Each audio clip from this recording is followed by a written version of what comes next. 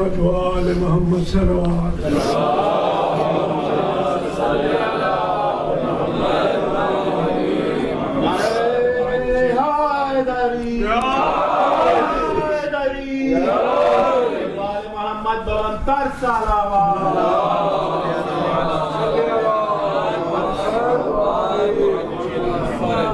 لبیک یا حسین لبیک یا حسین لبیک یا حسین لبیک یا حسین لبیک یا حسین لبیک یا حسین لبیک یا مہدی لبیک یا مہدی ہاتھ پہ آواز بلند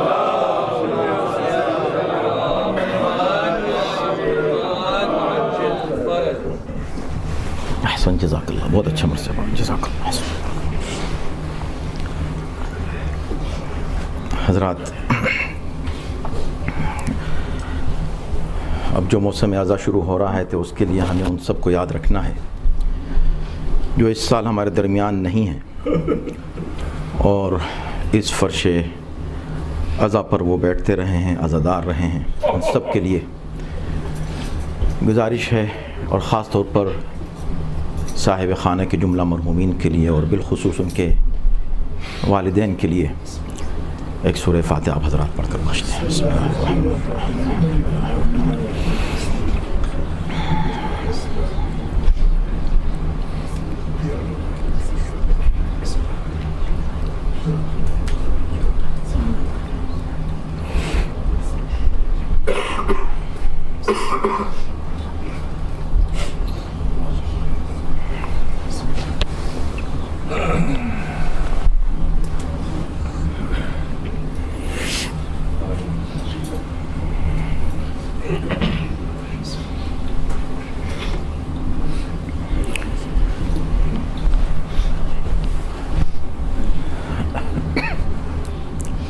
اعوذ باللہ السمیع العلیم من الشیطان اللعین الرجیم بسم اللہ الرحمن الرحیم الحمد للہ رب العالمین والصلاة والسلام علی اشرف الانبیاء والمرسلین خاتم النبیین رحمت للعالمین سیدنا و نبینا و شفیع ذنوبنا و طبیب نفوسنا و مطہر قلوبنا مولانا ابی القاسم محمد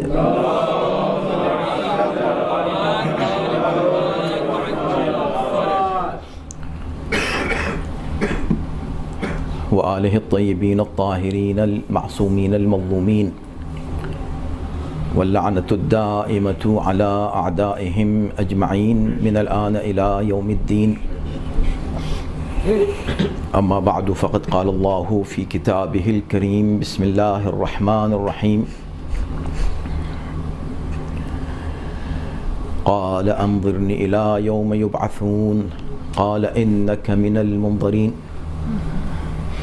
قال فبما أغويتني لأقعدن صراطك المستقيم ثم لآتينهم من بين أيديهم ومن خلفهم وعن أيمانهم وعن شمائلهم فلا تجدوا أكثرهم شاكرين صلوات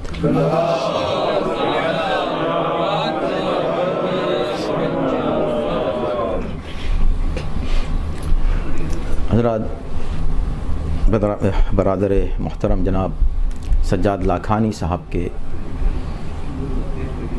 گھر پر یہ جو سالانہ مجلس ہے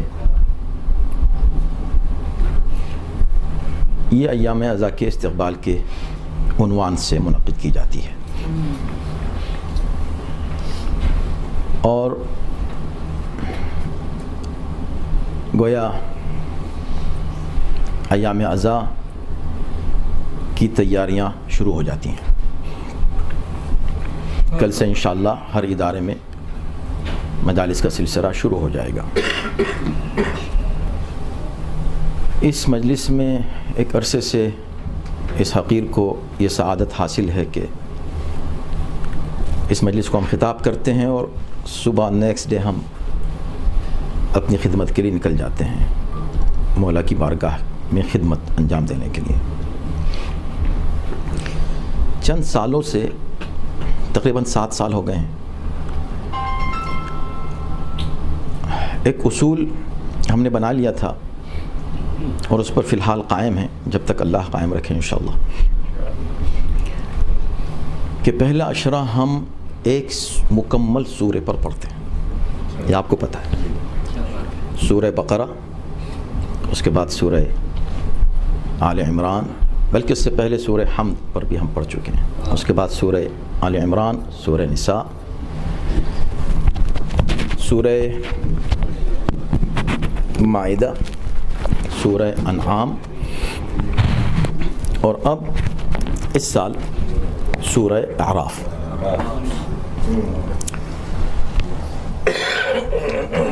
بہت ٹف ہے یہ التزام رکھنا، بہت ہی مشکل ہے، دشوار گزار ہے، خاص طور پر پہلے عشرے میں۔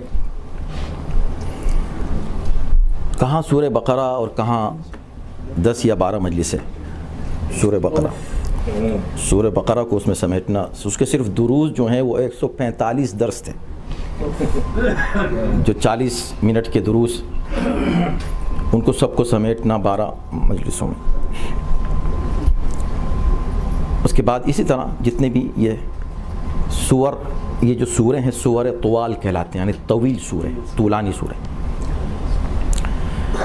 تو یہ جہاں چونکہ دیکھیں یہ ممبر ہے اور اس ممبر کی ایک خصوصیت ہوتی ہے، بہرحال ممبر پر جو مجلس ہوتی ہے امام حسین کی جو مجلس ہے، اس کی بالکل ایک الگ خصوصیت ہے۔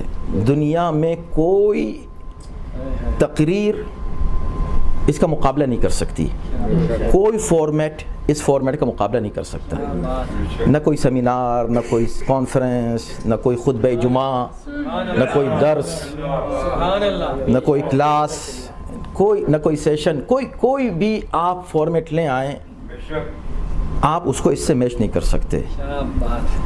اس میں جو کمپرہنسونیس ہے، اس میں جو ہر اعتبار سے ہر رخ، ہر پہلو، ہر اینگل کور ہو جاتا ہے، اس ایک مجلس میں یہ آپ کو فارمیٹ دنیا میں کہیں نہیں ملے گا۔ یہ صرف فرش عزا کا صدقہ ہے، یہ صرف ذکر حسین کا صدقہ ہے، وہ حسین کہ جو تمام انبیاء کا وارث ہے۔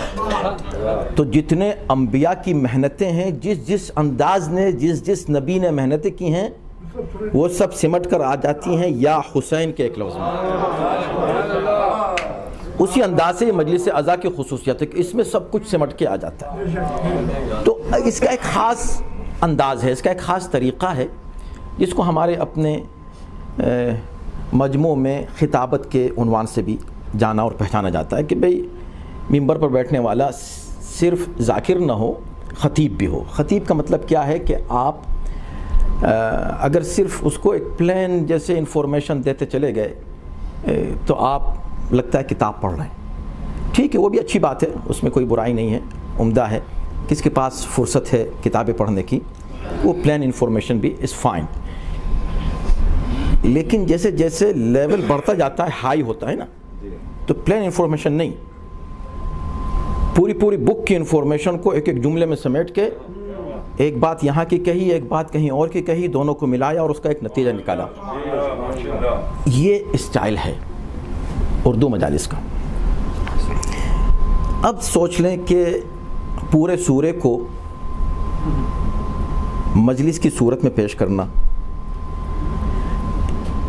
ایک طرف خطیب کا امتحان ہے، دوسری طرف سامعین کا امتحان ہے، ہم دونوں امتحان میں آ جاتے ہیں۔ لیکن ابھی تک الحمدللہ جو فیڈ بیک ملا ہے اور اسی تشویق کی وجہ سے ہم نے اس کو جاری رکھا، ورنہ ابتدا میں صرف ایک سورہ بقرہ کو شروع کیا تھا، تو اندازہ ہوا کہ خزانہ ہے، اور پھر ایک ترتیب سے ایک سورے کے پیرامیٹر میں رہ کر پورا ایک عشرہ اور اس پر فوکس کرنا آسان ہوتا ہے، اور اس سے جو میٹر ملتا ہے سامعین کو وہ تسلسل کے ساتھ ملتا ہے اور وہ باقی رہتا ہے۔ اس کے بعد جب اس سورے کو آپ پڑھتے ہیں تو آپ کو اور زیادہ لطف آتا ہے، یہ فائدہ ہے اس کا۔ تو اس سال سورہ اعراف کا ذکر ہے۔ سورہ اعراف میں اس سے پہلے سورہ انعام ہے، سورہ انعام بھی توحید کے تعلق سے ہے، سورہ اعراف بھی توحید کے تعلق سے ہے۔ دونوں میں ایک فرق یہ ہے کہ سورہ انعام میں صرف لاجیکل آرگومنٹ ہے توحید کے بارے میں، اور اس میں کوئی واقعات ذکر نہیں کیے گئے، ہسٹری نہیں ہے اس میں۔ اس میں توحید ہی کے تعلق سے ہے بات، لیکن لاجیکل آرگومنٹ کے ساتھ ساتھ مختلف موقعوں پر، مثال کے طور پر انبیاء اور اقوام کا ذکر کیا گیا ہے۔ انبیاء آئے، اس نبی کے زمانے میں کیا ہوا، اس کے ساتھ کیا ہوا، بہت سے انبیاء کا تذکرہ ہے اور ان کی اقوام کا ذکر، بہت زبردست یہ سورہ ہے۔ اور یہ صرف اس لیے ہے کہ تاکہ یہ کوئی کہانیاں نہیں ہیں، آپ کو پتہ ہے کہ قرآن قصے کہانی کی کتاب نہیں ہے، ہدایت کی کتاب ہے، تاکہ آپ ہر کہانی سے ہدایت کا کوئی درس حاصل کر سکیں۔ اگر قرآن کسی امت کی مذمت کر رہا ہے تو آپ کو حکم دیا جا رہا ہے کہ آپ اس امت کے قصے کو سنیں تاکہ آپ وہ نہ کریں جو انہوں نے کیا تھا۔ اور اگر کسی امت کی تعریف کی جا رہی ہے تو اس لیے کہ تاکہ جب آپ اس کو پڑھیں تو آپ کو انکریج کیا جا رہا ہے کہ آپ وہی کریں کہ جس کی تعریف خدا نے کی ہے۔ توجہ ہے نا؟ حالانکہ تعریف والی امتیں ہم کو نہیں ملتی ہیں، ساری امتیں وہ ہیں کہ جن کی مذمت کی گئی ہے، وہی ملتی ہیں۔ خیر، یہ اپنی جگہ۔ اب اس میں جلدی سے میں عرض کروں، اور مجھے صرف 2-3 آیتوں پر ہی گفتگو کرنا اور ایک ہی ٹاپک کے اوپر، ظاہر ہے ایک مجلس سے کوئی عشرت ہو رہی ہے، لیکن عموماً ہم یہی کرتے ہیں کہ سجاد صاحب کی اس مجلس میں کوئی ایک آیت لے کے اس سورے کی جو ہم عشرے میں پڑھنے والے ہیں، تو یہ بڑی بابرکت مجلس ہے اس اعتبار سے۔ تو گویا کہ یوں ہوتا ہے کہ پورے سورے کو جو تقریباً 200 آیات پر مشتمل ایک سورہ مثلاً ہے، تو اس کو سمیٹنا ہوتا ہے 12 مجلسوں میں، پھر ان 12 مجلسوں کو سمیٹنا ہوتا ہے اس ایک مجلس میں، سمجھے؟ تو بہت بڑی بات ہے یہ۔ تو سنیے گا آپ، اس سورے میں اس کے بہت سے فضائل ہیں، بہت سی عظمتیں ہیں اس سورے کی۔ اس سورے میں اللہ نے جن واقعات کا تذکرہ کیا ہے، ہر واقعے میں عظیم الشان دروس ہیں، اور اس کو بھی اس انداز سے پیش کیا، اس لیے کہ یہ جتنے واقعات ہیں دوسری جگہ بھی دوسرے سوروں میں موجود ہیں، لیکن قرآن کا سٹائل یہ ہے کہ جب کسی ایک واقعے کو دہراتا ہے تو ایسا نہیں کہ سیم ہی میسج ہو، اس کے اندر الفاظ مختلف ہوتے ہیں، انداز مختلف ہوتا ہے، اس واقعے کو ایک خاص اسلوب سے قرآن دوبارہ پیش کرتا ہے، یا تیسری بار پیش کرتا ہے یا چوتھی بار پیش کرتا ہے۔ مثلا حضرت آدم ہی کے واقعے کو 7 مرتبہ مختلف سوروں میں تفصیل سے قرآن نے پیش کیا، 7 مختلف جگہوں پر، اور ہر جگہ نئے پہلو ہیں، ایک ہی واقعے میں نئے پہلو ہیں۔ تو آدم کا ذکر ہے، نوح کا ذکر ہے، اور اس کے بعد پھر باقی انبیاء کا ذکر ہے اور اقوام کا ذکر ہے۔ میں سب کو چھوڑ رہا ہوں اس وقت۔ میں پہلا جو واقعہ قرآن نے سورہ اعراف میں پیش کیا وہ حضرت آدم کا واقعہ تھا۔ حضرت آدم کا مسئلہ یہ تھا کہ وہ جب نبی بنے تو ان کی کوئی قوم نہیں تھی،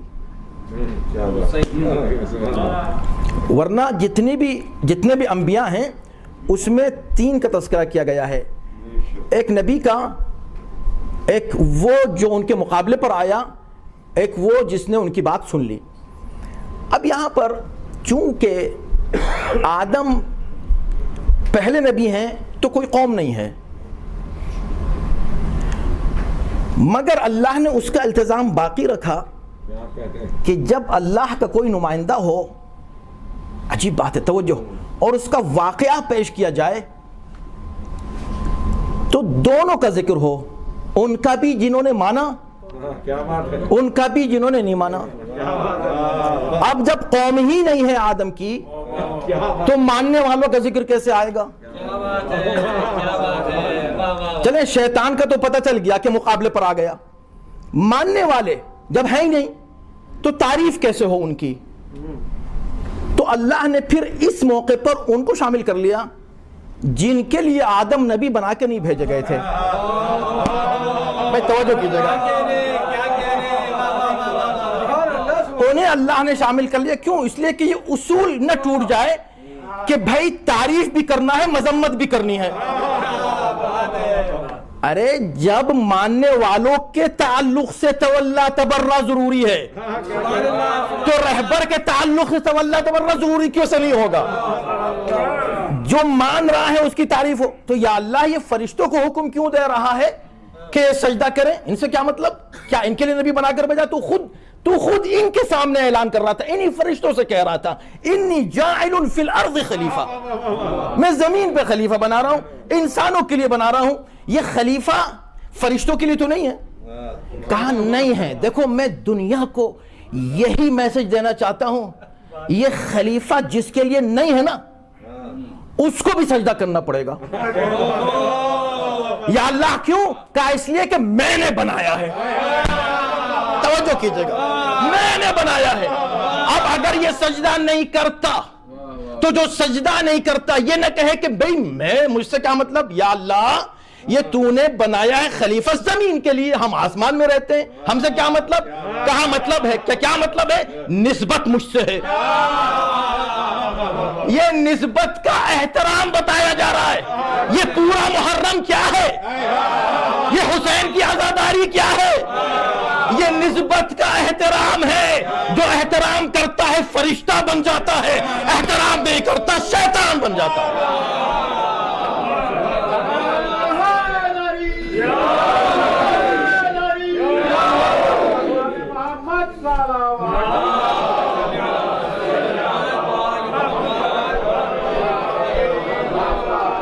اب دیکھیں آپ کو مزہ آئے گا, اس لیے کہ سورہ بقرہ میں ہم نے جب سورہ بقرہ کی تفسیر کے تعلق سے گفتگو کی تھی تو وہاں بھی ایک آیات کا ایک سیٹ ہے جس میں اس واقعے کو ذکر کیا گیا. یہاں پر بھی 20 آیتوں میں اس واقعے کا ذکر ہے. آیت نمبر 11 سے لے کر 30 تک 20 آیتیں ہیں جو آدم و شیطان کے واقعے کو بیان کر رہی ہیں. لیکن اس میں اللہ تعریف ان کی کر رہا ہے جنہوں نے سجدہ کر لیا, مذمت اس کی کر رہا ہے جس نے سجدہ نہیں کیا. تو اصول قائم ہو گیا کہ جب الہی رہبر کا تذکرہ ہوگا تو اس کے دوستوں کا بھی ذکر ہوگا, اس کے دشمنوں کا بھی ذکر ہوگا. دوستوں کا بھی ذکر ہوگا, اس کے دشمنوں کا بھی ذکر ہوگا. یہ اصول قرآنی ہے. اچھا اب کیا ہوا؟ تو میں صرف 2-3 آیت, اس لیے کہ 20 آیت تو نہیں پڑھ سکتا, اس کا خلاصہ ان آیات میں جس میں ہمیں کچھ درس ملتا ہے وہ کیا ہے, اور اس کو آپ مختلف انداز سے, چونکہ قرآن مجید کی مختلف آیات میں اس کا ذکر مختلف انداز سے آیا تو آپ نے کہیں نہ کہیں ضرور اس کو سنا ہے. قال, جب اللہ نے کہا کہ سجدہ میں نے تم کو حکم دیا تو تم نے سجدہ کیوں نہیں کیا جبکہ میں نے تمہیں حکم دیا تھا؟ تو اس نے کہا کہ مجھ کو تو نے آگ سے بنایا ہے, خلقتنی من نار خلقتہ من طین. اس نے ایک اپنی لوجک پیش کی. میں اس طرف نہیں جا رہا ہوں, جلدی مجھ کو چونکہ وقت پہ مجلس تمام بھی کرنی ہوتی ہے. اب اس کے آگے جو گفتگو ہوئی وہ دلچسپ ہے. جب اس نے تکبر کیا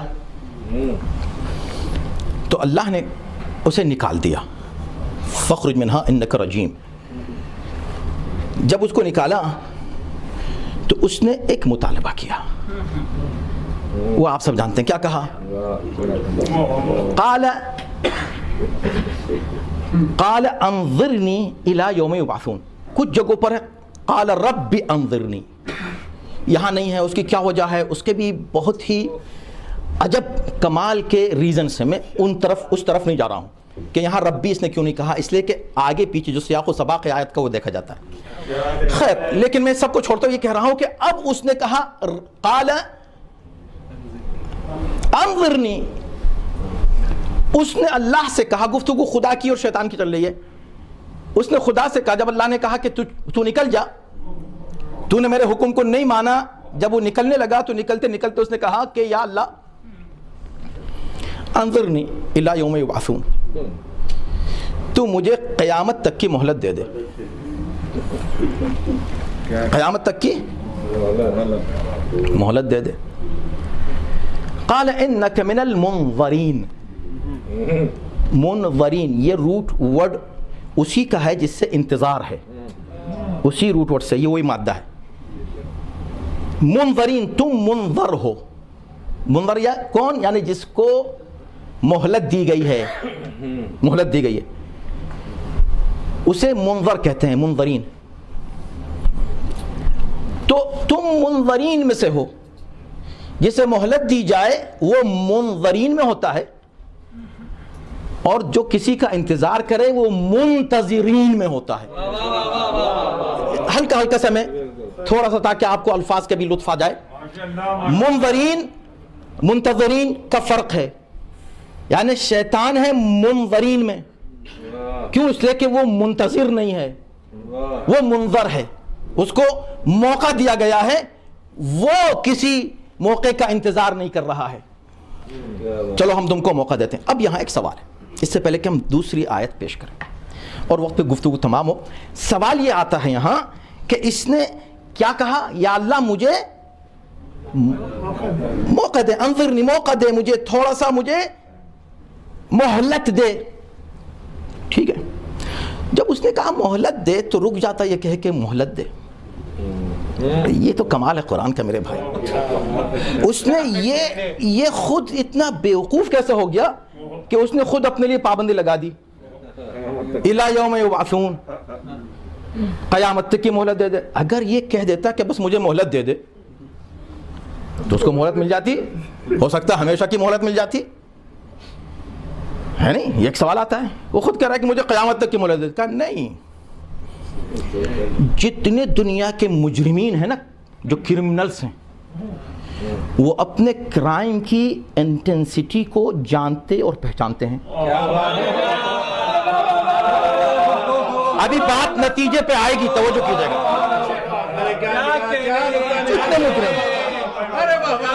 جتنے مجرم ہیں ان کو پتا ہے کہ میں جو جرم کر رہا ہوں اس کا نتیجہ کیا ہے، اور اگر اس کو نہیں معلوم تو پھر وہ مجرم نہیں کہلائے گا. اس نے بھولے سے کر دیا، اس کو پتہ ہی نہیں تھا. اس کو کرمنل نہیں کہیں گے. کرمنل وہ ہے جو اس کو پتا ہے کہ جو میں کر رہا ہوں اس کی سزا کتنی ہے، کب تک ہے، کہاں تک ہے، کتنے دن جیل میں رہیں گے، اس کو پتا ہے. اللہ اکبر.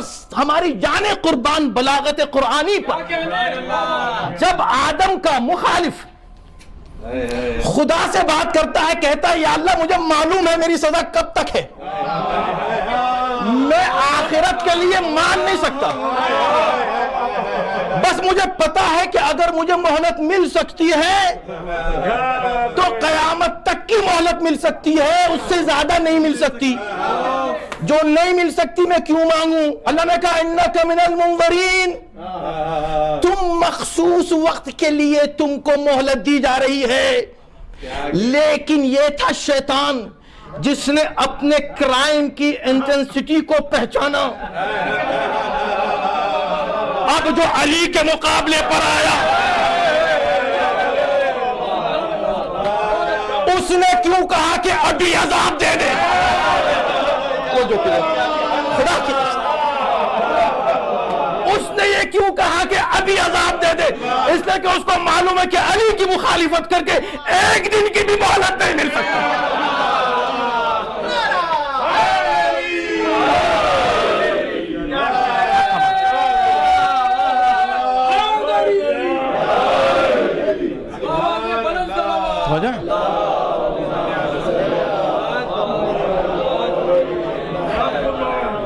جناب یہ قرآن پڑھو، اس کو ایسے رٹنے کا حکم نہیں ہے قرآن کے لیے کہ رٹو، سمجھنے کا حکم ہے ہر جگہ. بھئی وہ بھی یہ کہہ دیتا یا اللہ مجھ کو بھی مہلت دے، جب تو شیطان کو دے سکتا ہے تو مجھ کو بھی دے دے. اس لیے کہ کرمنل ہے، کرمنل کو پتا ہے کہ وہ کون سا کرائم کر رہا ہے، اس لیے اس نے کہا مجھے آج ہی عذاب دے دے ابھی. توجہ، انظرنی الی یوم یبعثون، جب تک لوگوں کو اٹھایا نہ جائے اس وقت تک مجھ کو مہلت دے دے. انک من المنظرین، تم کو مہلت دی جا رہی ہے، قیامت تک کی نہیں، قیامت تک کی نہیں. کیا کہنے ہیں، سبحان اللہ. اللہ اکبر، کیا بتاؤں میں یہاں بات کر رہا ہوتا ہوں اور خدا کی قسم میں کہہ رہا ہوں کہ ایسے پہلو آتے ہیں کہ میں کیا عرض کروں. میں اس کو روکنا چاہتا ہوں، ہٹانا چاہتا ہوں کہ بھائی جلدی مجلس تمام ہو، لیکن نئی باتیں آتی ہیں. ابھی ایک بات ذہن میں آئی. جب اللہ نے کہا کہ ٹھیک ہے، دوسری آیت ہے دوسرے سورے کی، اس میں کہا کہ انک من المنظرین الی وقت اليوم المعلوم، الی یوم الوقت المعلوم، الی یوم الوقت المعلوم، ایک معلوم وقت تک کے لیے تجھے مہلت دی جا رہی ہے، یبعثون تک نہیں. کیوں یا اللہ؟ کہا بھائی بات یہ ہے، یہ آدم ہیں، یہاں یہ ان کے مقابلے پہ آ گیا ہے، ہم نے برداشت کر لیا، اور اس کے بعد پھر نوح آئے، یہ ان کے مقابلے پہ رہا، ہم نے برداشت کر لیا. رسول کائنات کے مقابلے پہ آیا، میں نے برداشت کر لیا. اب ایک دن میں نے مجرمین سے انتقام کے لیے رکھا ہے. سبحان اللہ سبحان اللہ. اور جب وہ دن آئے گا وقت معلوم، وہ مجرمین اور کرمنلز جتنے ہیں ان سے انتقام کا دن ہے. میں کیسے اس سے وعدہ کر لوں کہ اس دن تم کو چھوڑ دیا جائے گا؟ اس دن تم کو نہیں چھوڑا جائے گا، اس لیے کہ اس دن ہم نے وعدہ کیا ہے اس زمین پر ہماری عبادت کے علاوہ کسی کی عبادت نہیں ہوگی. اور یہ جب ہی ہوگا جب غدیر کا خواب شرمندہ تعبیر ہوگا. صلوات علی محمد و آل محمد پر.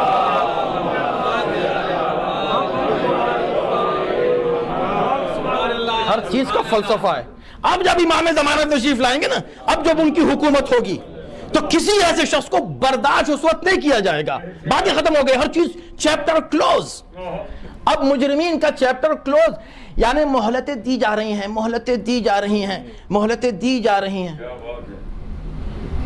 لیکن یا اللہ ہم کو کیسے پتہ چلے تم نے کس کو مہلت دی ہے کس کو نہیں دی ہے؟ ہم تو دیکھتے ہیں بڑے لوگ جو جن کو ہم کرمنل سمجھتے بڑی طاقتوں میں آ گئے، بڑی حکومتوں پر قابض ہو گئے، بڑے بظاہر فلورش کر رہے ہیں. کیا دیکھو میں تم کو ابھی بتاتا ہوں.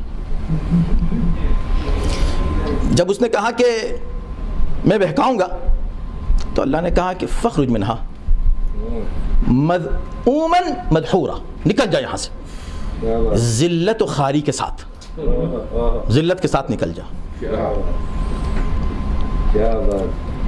کیا مطلب ذلت و خواری کے ساتھ نکل جا؟ کیا مطلب یہ ہے کہ جو اللہ کے مقابلے پر آتا ہے، اللہ کا حکم نہیں مانتا اور اسے مہلت دی جاتی ہے، تھوڑا سا کچھ اس کا پاور نظر آتا ہے. لوگ پوچھتے ہیں اللہ نے شیطان کو پیدا کیوں کیا، اس کو پاور کیوں دیا؟ اس کا کچھ جو پاور تم کو نظر آ رہا ہے یہ اس لیے نظر آ رہا ہے کہ اسے بہت بڑی سزا دی جا رہی ہے، اس کو مہلت دی گئی ہے، مہلت شیطان کی طرح. علامت کیا ہے؟ کہ علامت یہ ہے کہ اسے بارگاہ سے نکالا جاتا ہے. کیا کہنے؟ اب اگر تم تاریخ میں کبھی دیکھو کہ کسی کو بارگاہ سے نکالا گیا ہو، نکل جاؤ، اور ایک کو نہیں، تو ایک نکل جا نہیں کہا، تم سب نکل جاؤ. اب اگر تم کو وہ حکومت میں نظر آئے، طاقتور نظر آئے، تو سمجھ لینا مہلت دی گئی ہے اسی کی طرح. صلوات علی محمد و آل محمد.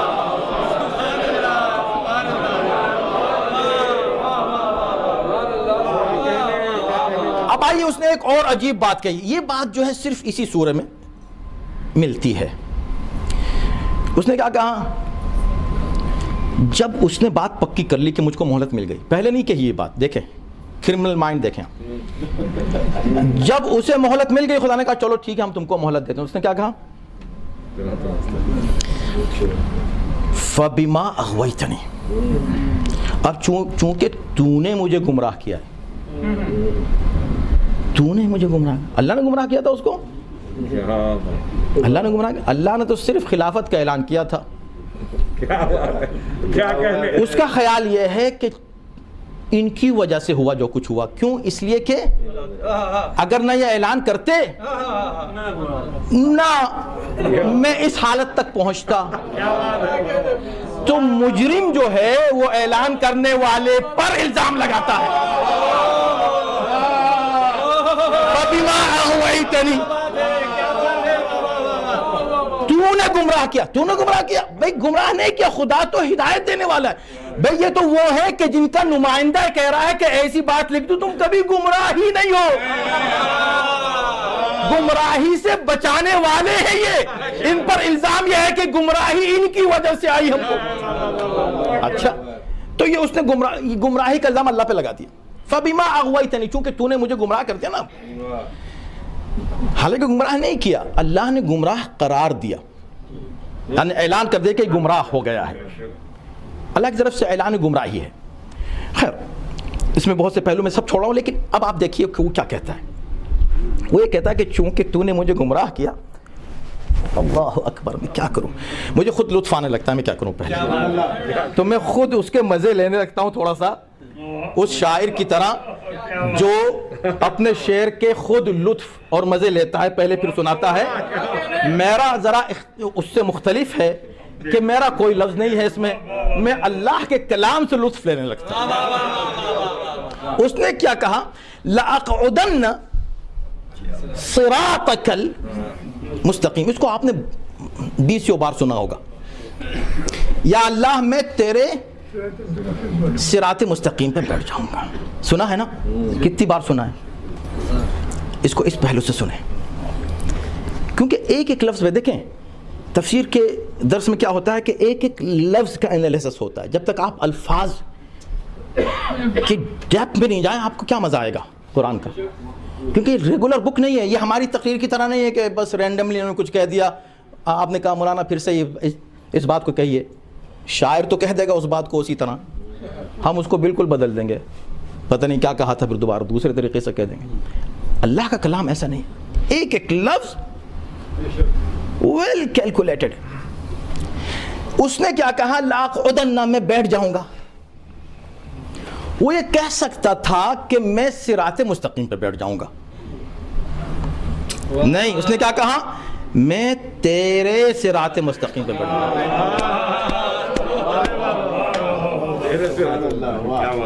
انتقام کس سے لینا ہے؟ اللہ سے لینا ہے.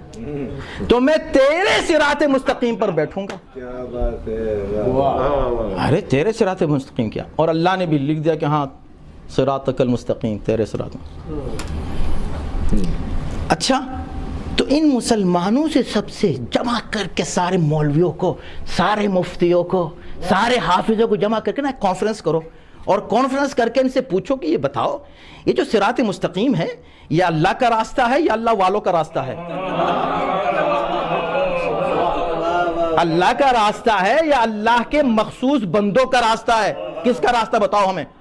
اور اللہ کا راستہ. اللہ کا راستہ ہے تو 10 مرتبہ کیوں کہتے ہو صراط الذین انعمت علیہم؟ بھائی وہاں بھی یہ کہو یا اللہ اپنے سیدھے راستے پر قائم رکھ، اہدنا صراطک المستقیم. یا اللہ تو اپنے سیدھے راستے پر ہم کو رکھ. کیوں نہیں کہتے؟ کہو کہ نہیں وہ تو نہیں کر سکتے. کیوں؟ اس لیے کہ اللہ نے کہا ایسے کو. کمال کی بات ہے، اللہ خود کہہ رہا ہے ان ھذا صراطی مستقیما فاتبعوه ولا تتبعوا السبل فتفرق بكم عن سبیلہ. یہ میرا ان ھذا صراطی مستقیما، خود خدا کہہ رہا ہے. یہ مت کہنا شیطان نے کہہ دیا تھا، خدا اپنے لیے بھی کہہ رہا ہے یہ میرا سیدھا راستہ ہے. اس راستے کی پیروی کرنا، راستوں کی مت کرنا. راستے کی کرنا، راستوں کی نہیں کرنا. اس لیے کہ راستہ ایک ہی ہو چاہے رہبر متعدد ہوں. راستہ ایک ہو تو صراط مستقیم ہے، اور اگر جتنے رہبر ہیں اتنے راستے بن جائیں تو یہ راستے ہیں، راستہ نہیں ہے. بھائی دیکھو امام 12 ہیں، فقہ کتنی ہیں؟ فقہ ایک ہی ہے. ایسا نہیں کہ جتنے امام بنے اتنی فقہ بن گئی. دے محمد و آل محمد پر۔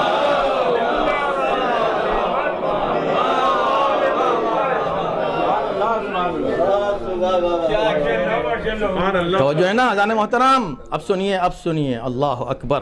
اہدنا الصراط المستقیم صراط الذین انعمت علیہم، یہ کیا کہہ رہا ہے؟ صراطک المستقیم، یہ تیرا راستہ۔ تو اب بتاؤ سب کے سب مل کر راستہ اصل میں ہے کس کا؟ یہ جو صراط مستقیم ہے کس کا راستہ؟ اللہ کا، اللہ کا راستہ ہے۔ تو پھر اللہ کو روز یہی کہلوانا تھا کہ اہدنا صراطک المستقیم، اور بات یہاں ختم ہو جانی چاہیے تھی۔ خدا ہم سے کہنا نہیں، یہ کہو، کیا کہو؟ صراط الذین انعمت علیہم۔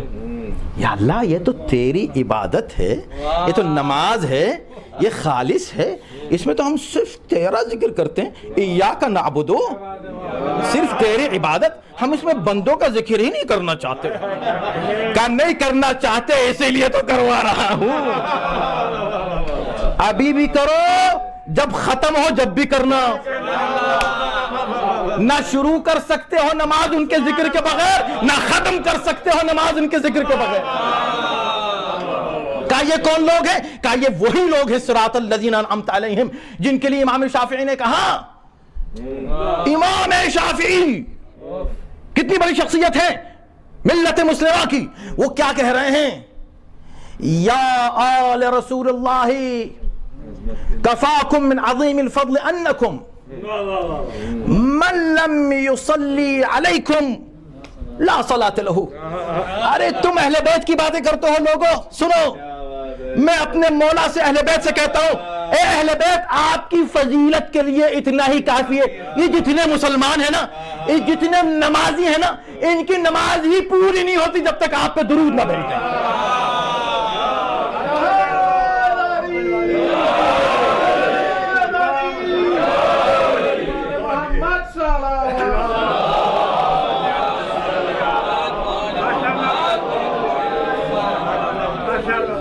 تو ٹھیک ہے یا اللہ ایک بار کہلوا لے، ایک بار کہہ دیتے ہیں اہدنا الصراط المستقیم صراط الذین انعمت علیہم۔ نہیں، پھر کہو ایک بار اور، ہر نماز میں 2 بار کو کم سے کم، نوافل کو چھوڑو، یہ واجبات کی بات ہو رہی ہے، کم سے کم 10 بار اگر مسلمان ہو، نمازی ہو تو 10 بار کس کا ذکر ہو رہا ہے؟ صراط الذین، ان کا جن پر تو نے نعمتیں نازل، ان کے راستے پر جن پر نعمتیں نازل کی۔ اس کا مطلب یہ کہ تم کو راستے کا ذکر کرنے سے پہلے انہیں تلاش کرنا ہوگا جن پر خدا کی نعمتیں نازل ہوئی ہیں۔ ان کے نام تو بتاؤ، ان کا ذکر تو کرو، تم ہو جن پر نعمتیں نازل ہوئی۔ ہم پہ بھی تو نعمتیں نازل ہوئی ہیں، اتنا اچھا مکان ہے ہمارا۔ بھئی نعمتیں تو فرعون پہ بھی نازل ہوئی تھیں، نعمتیں تو ابو جہل پہ بھی نازل ہوئی تھیں، ان کے راستے پہ چلنے کی دعا کر رہے ہو۔ تو اب یہاں تلاش تم کو کرنا، تو اس کا مطلب ہوا تو خدا کا اصرار کس لیے ہے؟ توجہ کیجئے گا۔ تو پھر اگر خدا یہی کہنا چاہ رہا ہے یہاں پر کہ صراط الذین انعمت علیہم، تو یہی بات ہر جگہ کہہ دیتا۔ وہاں کہہ رہا صراطی مستقیما، یہ میرا راستہ ہے، یہاں کہہ رہا ہے کہ ان کا راستہ ہے، ان کا راستہ نعمت والوں کو۔ کون ہے نعمت والے؟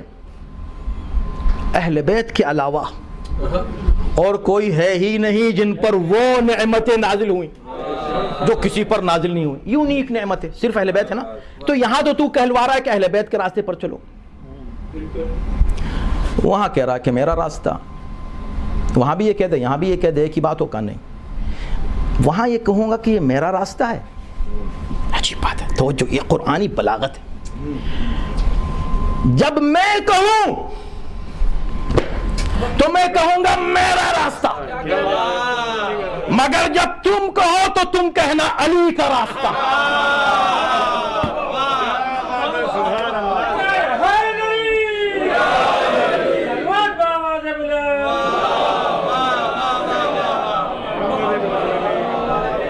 ان ھذا صراطی، میرا راستہ۔ اور اسی مزاج الہی کو سمجھتے ہوئے اس نے سمجھ لیا کہ خدا کی مخالفت کہاں ہو سکتی ہے، تو شیطان نے صراط کو انعمت علیہم کی طرف نسبت دینے کے بجائے خدا کی طرف نسبت دی، خدا کی طرف نسبت دے کر شیطان بن گیا۔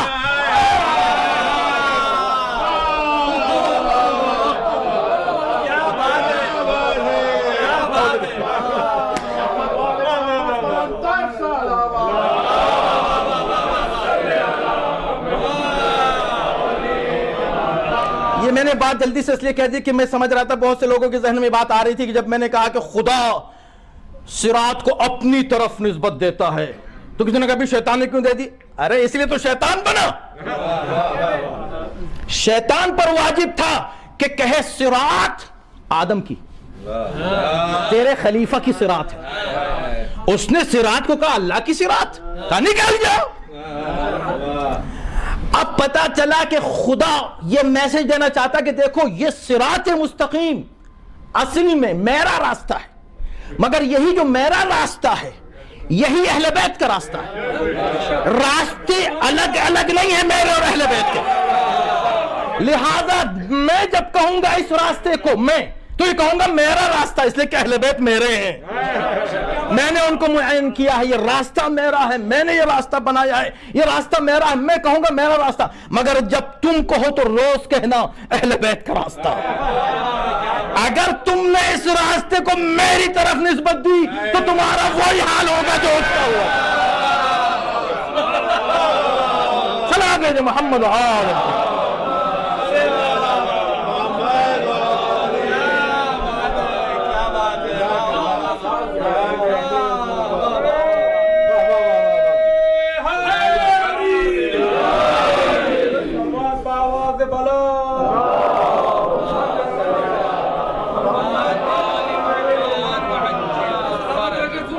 بس وقت جیسے ہی ہو جائے گا ہم اسی جگہ رک جائیں گے جہاں تک ہماری گفتگو چلے گی۔ عشرہ انشاءاللہ آئے گا، مختلف چینل سے وہ ریلے ہونے والا ہے اور انشاءاللہ محفوظ رہے گا، جب بھی آپ کو فرصت ملے اس کو سن لیجیے گا انشاءاللہ۔ الخوئی سینٹر میں یہ عشرہ ہو رہا والا ہے۔ لَأَقْعُدَنَّ صِرَاطَكَ الْمُسْتَقِيمِ، تیرے راستے پر بیٹھ جاؤں گا۔ ایک ایک لفظ پر گفتگو کی ضرورت ہے میرے بھائی، میں کیا کروں، وقت میں نے ابھی دیکھا تمام ہو رہا، آج کل گھڑی کے بجائے نا یہ سیل فون کا ٹائم دیکھا جاتا ہے، تو وقت میرا تمام ہو چکا ہے تقریباً، بس چند منٹ ہے۔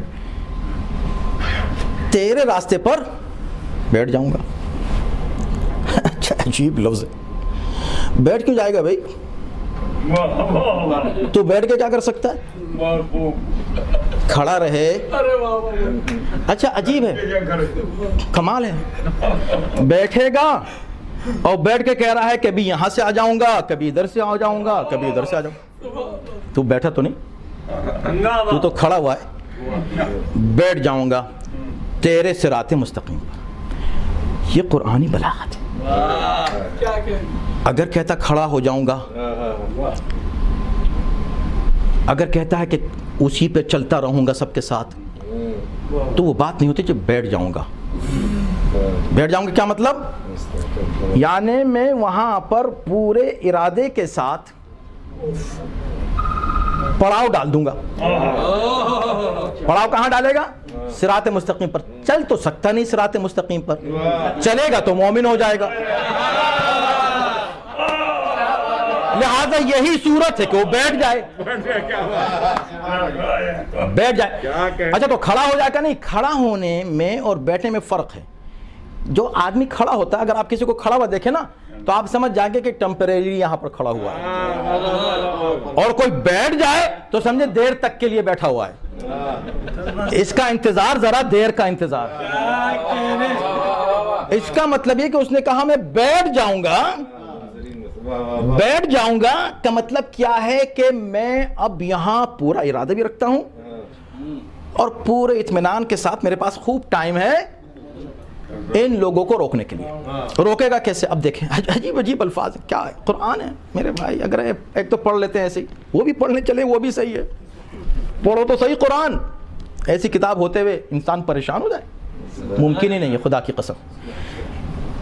اب وہ کہتا ہے کہ میں، دیکھیں عجیب بات ہے، وہ یہ کہتا ہے کہ میں لآتینہم من بین ایدیہم، اب ان کے سامنے سے آ جاؤں گا، ان کے پیچھے سے آؤں گا، ان کے رائٹ سے آؤں گا، ان کے لیفٹ سے آؤں گا اور ان کو بہکاؤں گا۔ عجیب بیوقوفی کی بات ہے۔ قرآن نقل کر رہا ہے، قرآن اس کی تائید نہیں کر رہا، نقل اس کے الفاظ کو کر رہا ہے، لیکن انتہائی نادانی کی بات ہے۔ اسی سے اندازہ ہوتا ہے کہ خلیفۃ اللہ کا جو دشمن ہوتا ہے وہ کتنا نادان ہوتا ہے۔ اچھا اس میں نادانی کیا ہے آپ سوچیں، پریکٹیکلی کبھی کسی چیز کو جب قرآن کوئی سینیریو پیش کرے تو اس کو پریکٹیکلی سوچیں کہ اوکے یہ کیا ہو رہا ہوگا۔ بھائی کوئی ایک آدمی اگر ڈائریکشن میں جا رہا ہے، وہ بھی صراط مستقیم، تو ایک ہی اس کی ڈائریکشن ہوگی۔ جب ایک ہی ڈائریکشن ہوگی اور وہ صراط مستقیم پر ہوگا، اگر ڈائریکشن چینج ہو جائے تو کیا وہ صراط مستقیم کہلائے گا؟ اگر ایسے بیک کی طرف چلا جائے، رائٹ چلا جائے، اگر آپ ایگزٹ لیں رائٹ، لیفٹ ایگزٹ لیں تو آپ صراط مستقیم پر ہیں، ہے ہی نہیں۔ تو یہ کیا کہہ رہا ہے کہ میں ادھر سے بھی آؤں گا، ادھر سے بھی آؤں گا، ادھر سے بھی آؤں گا، ادھر سے بھی آؤں گا۔ اس کو کہنا چاہیے کہ میں بس ایک سائڈ سے آؤں گا، اس سائڈ پہ جہاں یہ جا رہے ہیں وہاں سامنے سے آ کے روک لوں گا۔ ابھی کہ ادھر سے بھی، ادھر سے بھی، ادھر سے بھی، اس کو معلوم نہیں ہے کہ ڈائریکشن جو ہے نا صراط مستقیم کا ایک ہی ہو سکتا ہے۔ اس لیے آپ جب نماز پڑھتے ہیں نا تو ایک ہی ڈائریکشن میں پڑھتے ہیں، اور ڈائریکشن کے لیے صحیح ہونے کی شرط یہ ہے کہ ایک کا انتخاب کریں جو صحیح ڈائریکشن ہے اور تین کو چھوڑ دیں۔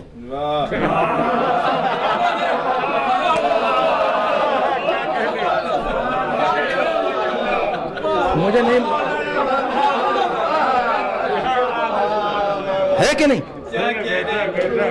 اب مجھے نہیں پتا آپ کیا سمجھ رہے ہیں۔ صحیح کہا، ٹھیک ہے چلیں۔ واہ،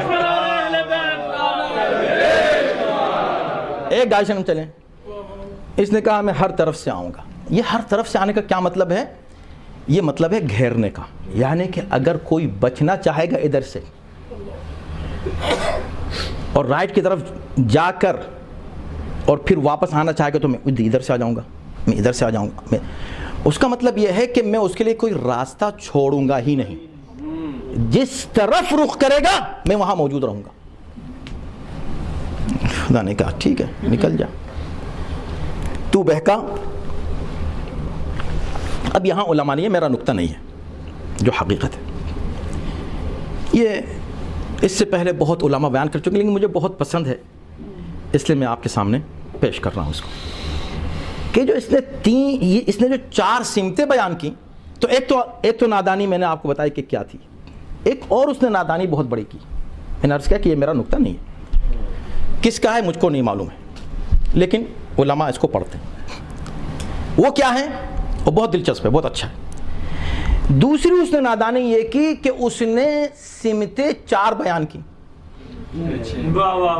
اس کو نہیں معلوم کہ سمتیں تو 6 ہیں، اس نے 2 سمتیں چھوڑ دی، اوپر والی اور نیچے والی۔ خدا نے کہا تو جا بہکا چاروں طرف سے، تیرا ستایا ہوا میرا بندہ آسمان کی طرف ہاتھ اٹھا کے دعا کرے گا تو بخش دوں گا، زمین پر سجدہ کر لے گا تو بخش دوں گا۔ 4 سمتیں تیری، یہ 2 سمتیں میری۔ سلام بھیجو محمد و آل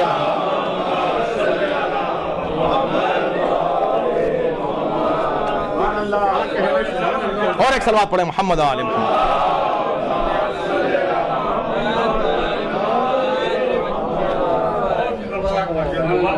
ہم گفتگو کو یہیں روکنا چاہتے ہیں، وجہ یہ ہے کہ اس میں بہت بڑے دلچسپ پہلو ہیں، مگر مجبور ہیں، وقت ہو چکا ہے، اس سے زیادہ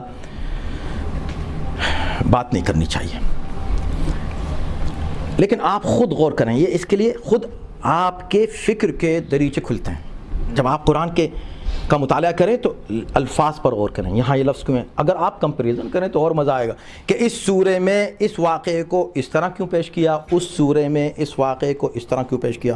کمپیئر کریں تو یعنی اگر آپ کے پاس جتنا وقت ملے گا نا آپ کی زندگی میں آپ کچھ اور نہیں کریں گے علاوہ بس قرآن کے مطالعہ کرنے کے. سبحان اللہ. اتنا لطف ہے قرآن.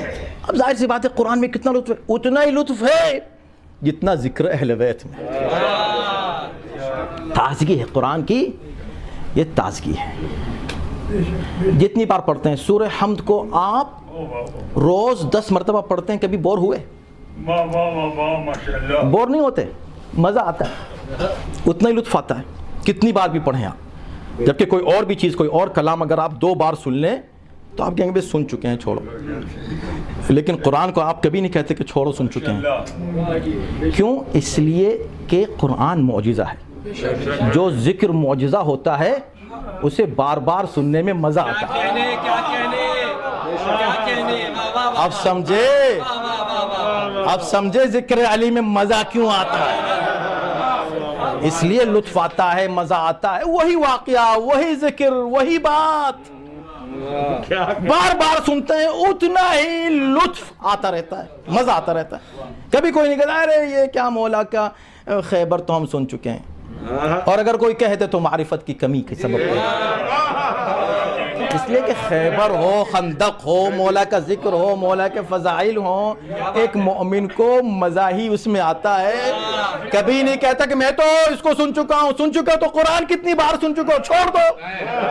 قرآن میں بھی وہی لطف ہے, ذکر اہل بیت میں بھی وہی لطف ہے کہ نہیں. اب میں نے جب مجلس تمام کی تو میں یہیں سے آ جاؤں سیدھے.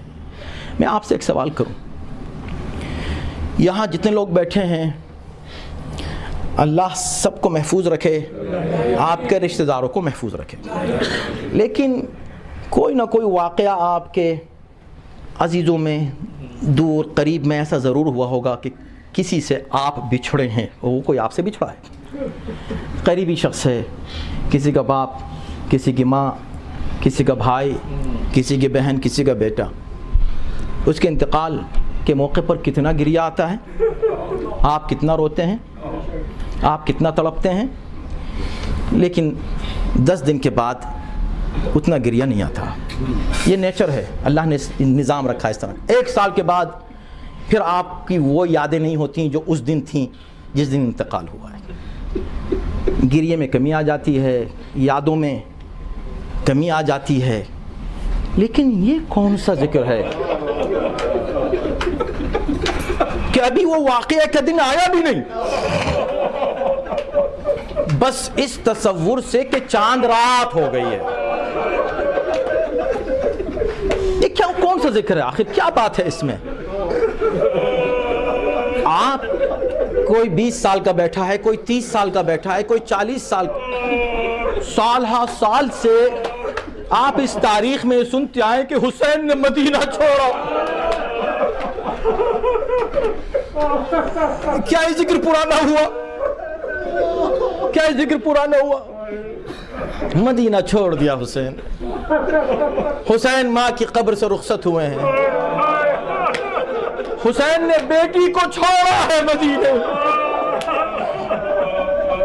حسین بہنوں کو لے کر چلے کربلا کی طرف, حسین کربلا پہنچے, حسین کا راستہ روکا گیا ہے, حسین پر پانی بند کر دیا گیا ہے,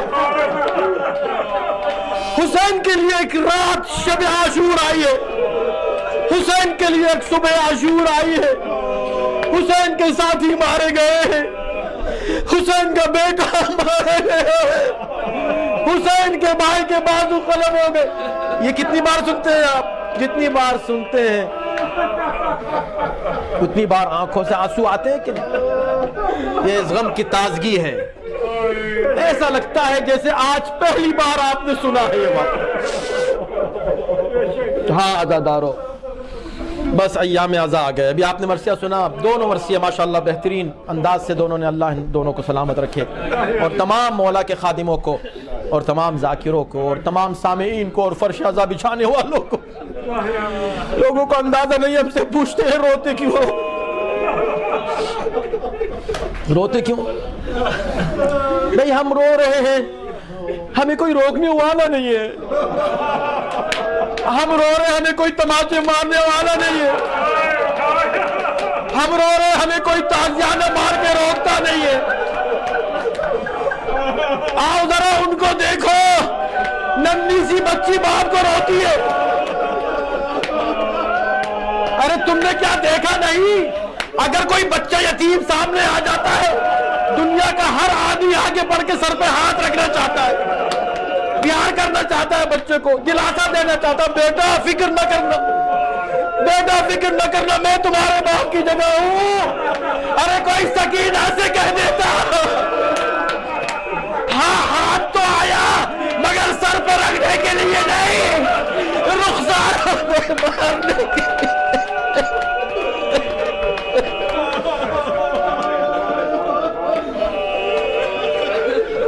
ہاتھ تو آیا سر پر رکھنے کے لیے نہیں، رخساروں پر مارنے کے لیے۔ یہ ہے کربلا۔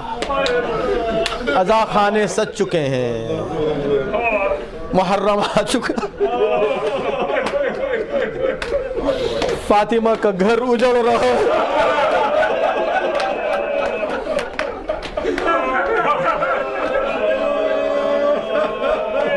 علی کا لال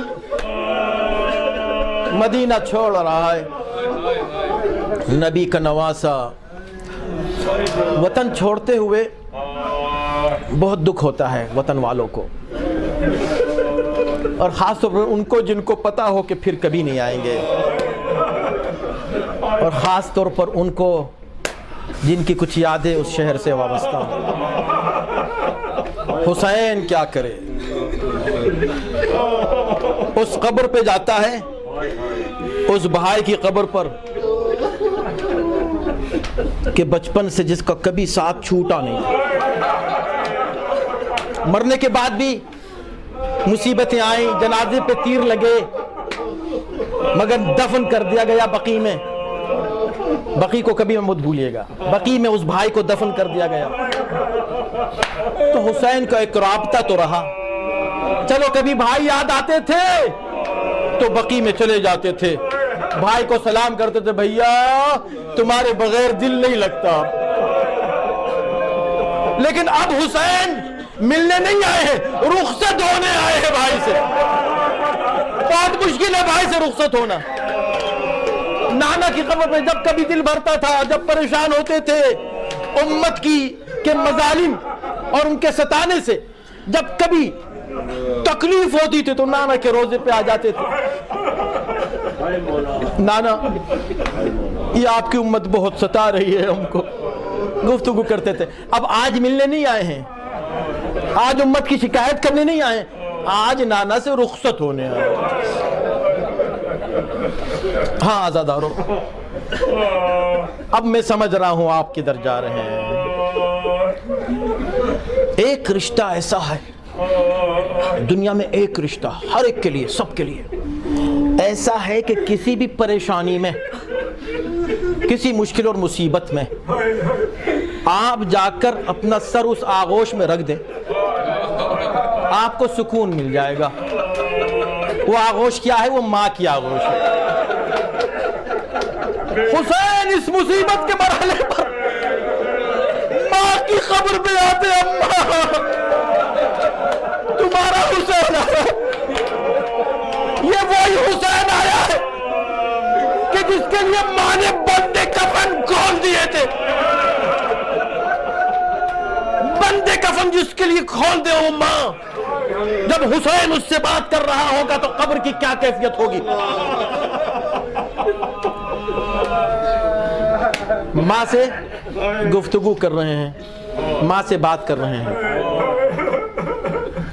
دو موقع ہیں ماں کی قبر پہ آنے کے، ایک حسین ہے جب رخصت ہوئے ہیں، ایک زینب ہے جب واپس آئی ہے۔ دونوں موقع اللہ اکبر، اس کا کوئی تصور نہیں کر سکتا۔ بس چند لمحے اور آپ کی زحمت کے، کیونکہ ایام عزا شروع ہوئے ہیں۔ حسین مدینے سے رخصت ہو رہے ہیں، عزا خانے سج چکے ہیں، اب آپ کو ماتم کرنا ہے حسین کا۔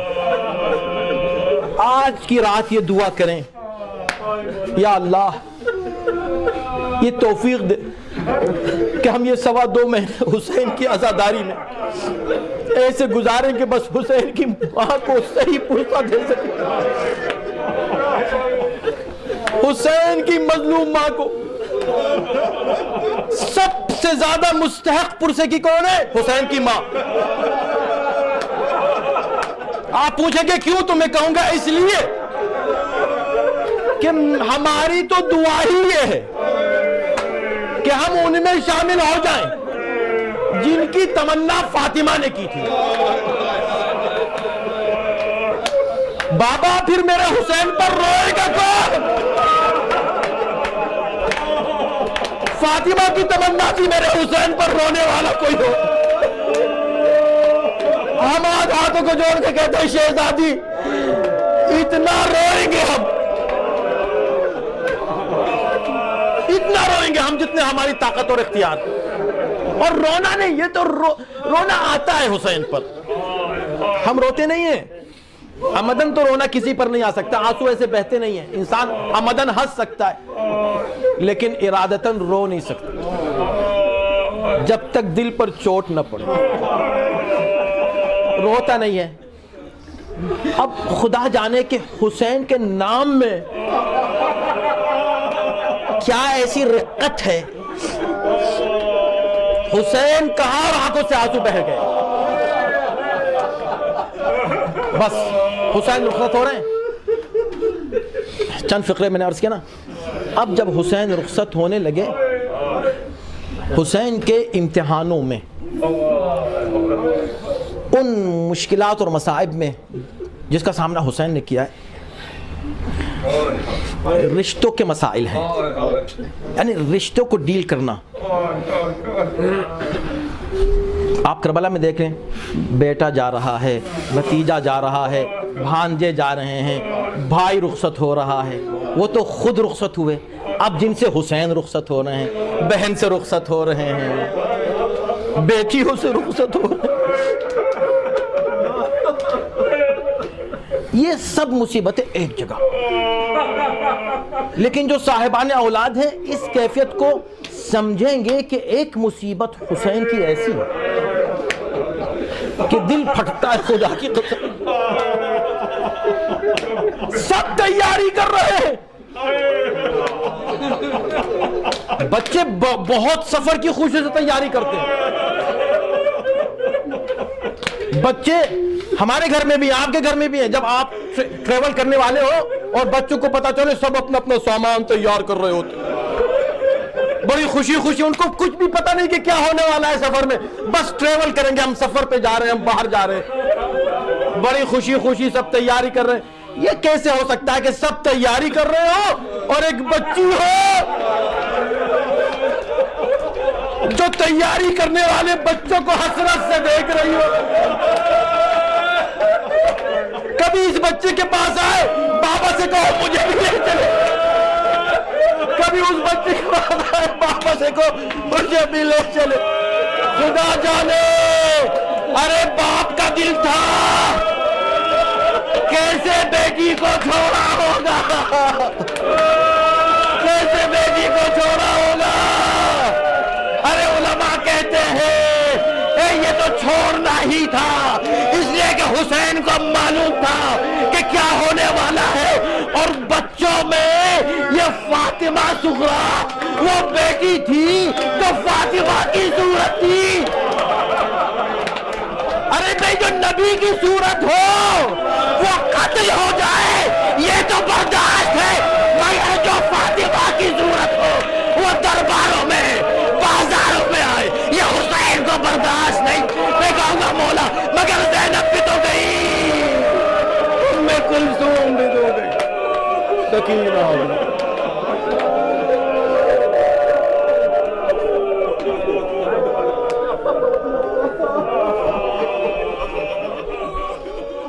ماتم حسین.